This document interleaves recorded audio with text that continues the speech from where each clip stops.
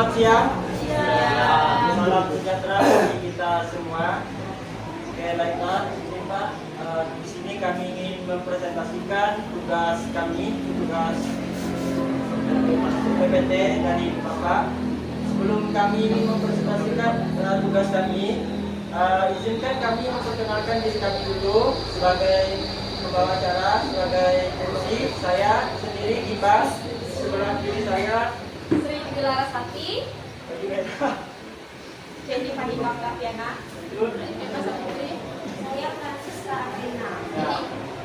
Nah, itulah anggota kelompok kami. Dan satunya Samsi Abdul Saada, beliau tidak masuk mungkin ada keperluan, kita tak tahu. Baiklah, untuk tugas kami yaitu tentang inquiry learning, yang mana inquiry learning ini adalah salah satu metode pembelajaran. Karena seperti yang sudah kita ketahui bahwa metode pembelajaran itu sangat banyak sekali. Dan kebetulan di sini kami ditugaskan untuk mempresentasikan tentang inquiry learning. Inquiry learning adalah model pembelajaran yang menekankan pada proses penyelidikan untuk menemukan pengetahuan. Nah, dalam model ini biasanya siswa itu tidak hanya menerima materi dari guru, tetapi siswa aktif mencari, bertanya, menganalisis, dan menyimpulkan sendiri hasil analisis mereka. Nah, artinya pembelajaran inquiry learning ini ialah berfokus pada bagaimana siswa belajar. Bukan hanya apa sih yang dipelajari siswa pada materi tersebut, tapi bagaimana sih siswa belajar dengan metode-metode inquiry learning yang nanti akan dijelaskan oleh teman-teman saya. Nah, menurut Piaget dan Brunner, inquiry learning adalah model pembelajaran yang mengajak siswa membangun pengetahuan melalui proses mengajukan pertanyaan, merumuskan hipotesis, mengumpulkan data, dan menarik kesimpulan secara mandiri atau secara kelompok jika dibagi kelompok. Dan saudara-saudaranya dan juga guru ceramah, jadi siswa itu bisa menemukan. Di sini ada 5 tahap utama menurut tahun 2007. Yang pertama itu adalah initiation atau kemunculan. Kenali masalah, munculkan rasa ingin tahu. Nah, guru menyajikan fenomena atau masalah yang memancing rasa ingin tahu siswa dengan pertanyaan pemantik seperti di lingkungan yang seperti yang dikatakan Pak Imbang tadi. Adik Imbang.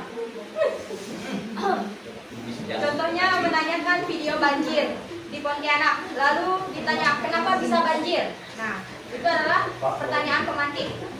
Terus selection atau pilih topik dan merumuskan pertanyaan. Siswa memilih topik dan merumuskan pertanyaan yang ingin dijawab. Contohnya, apa penyebab banjir? Nah, bagaimana cara mencegahnya? Terus exploration atau mengumpulkan informasi atau data. Siswa mengumpulkan data lewat observasi, wawancara, eksperimen, atau membaca buku lewat atau dari internet.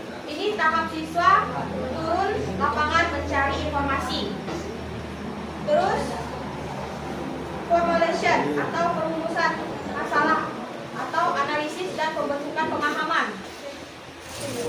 Siswa mengolah data, mencari pola, menguji hipotesis, lalu merumuskan pemahaman baru. Contohnya, membuat kesimpulan bahwa banjir dipicu oleh curah hujan tinggi atau drainase buruk. Terus presentation atau sajikan hasil atau refleksi. Siswa menyajikan hasil temuan lewat presentasi melewati poster, laporan, atau video, lalu direfleksi bersama. Udaranya disebutkan gelap jadi air. Yang keempat, mengumpulkan data. Siswa cari bukti buat tes hipotesisnya, bisa lewat percobaan, pengamatan, wawancara, baca buku. Nah, yang kelima, menguji hipotesis. Data yang sudah dikumpulkan dibandingkan sama dugaan awal. Yang keenam dan terakhir, siswa merumuskan jawaban akhir dari masalah di langkah kedua tadi berdasarkan hasil uji hipotesis. Sehingga akan dilanjutkan.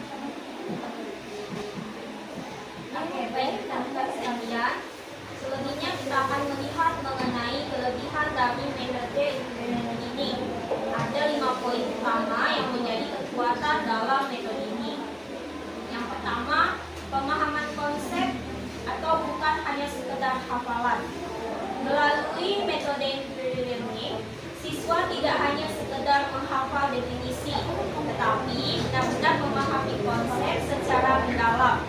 Mereka tahu mengapa dan bagaimana sesuatu itu terjadi. Kedua, melatih siswa dalam berpikir kritis. Metode ini secara otomatis menantang siswa untuk menggunakan kemampuan critical thinking dan problem solving mereka dalam setiap tahapan belajar. Yang ketiga, motivasi tinggi. Karena proses belajarnya berawal dari rasa ingin tahu, siswa yang kemudian terpenuhi melalui eksplorasi, motivasi belajar mereka pun akan meningkat secara alami. Keempat, ada keterampilan abad ke-21. Di sini, siswa tidak hanya belajar sendirian. Mereka melatih kemampuan kolaborasi, komunikasi, hingga literasi data yang sangat dibutuhkan di masa depan. Kelima, pengetahuan lebih melekat. Ada kepuasan tersendiri saat siswa menemukan jawabannya sendiri. Hal inilah yang membuat pengetahuan tersebut jauh lebih berbekas dan tidak mudah dilupakan dibandingkan hanya mendengarkan penjelasan guru. Baik, kesimpulan. Inquiry learning adalah model pembelajaran yang menempatkan siswa sebagai pusat proses menemukan pengetahuan lewat bertanya dan menyelidiki. Kunci suksesnya yaitu guru siap menjadi fasilitator bukan dosen. Kemudian masalah yang diajukan kontekstual dan menarik bagi siswa. Waktu dan bahan ajar disiapkan dengan baik. Kalau diterapkan benar, inquiry learning mampu mencetak siswa Indonesia yang kritis, kreatif, dan mandiri sesuai tujuan kurikulum merdeka. Ya. Bagaimana kesesuaian inquiry learning dengan kurikulum merdeka? Sangat menarik pertanyaannya. Nah, itu aja. Yang kesesuaian atau istilahnya ya apa dikatakan kaitannya lah kesesuaian. Oke, baik. Kalau kita tadi kan sudah menjelaskan bahwasanya inquiry learning itu berpusatnya kepada siswa. Artinya itu berkaitan dengan kurikulum merdeka. Nah, seperti yang kita ketahui bahwa kurikulum merdeka ini kan juga ya khusus kepada siswa, karena di situ siswa berperan aktif dalam sebuah pembelajaran, tidak hanya metode ceramah. Jadi mereka belajar, terserah mereka mau belajar kayak gimana, bla bla, dan itu sangat berkaitan dengan inquiry learning karena itu juga berpusat kepada siswa. Guru hanya menjadi fasilitator. Contoh kayak yang saya sampaikan tadi, bahwasanya guru memberikan sebuah pertanyaan pemantik, lalu siswa disuruh menyelesaikannya. Kira gitu ya.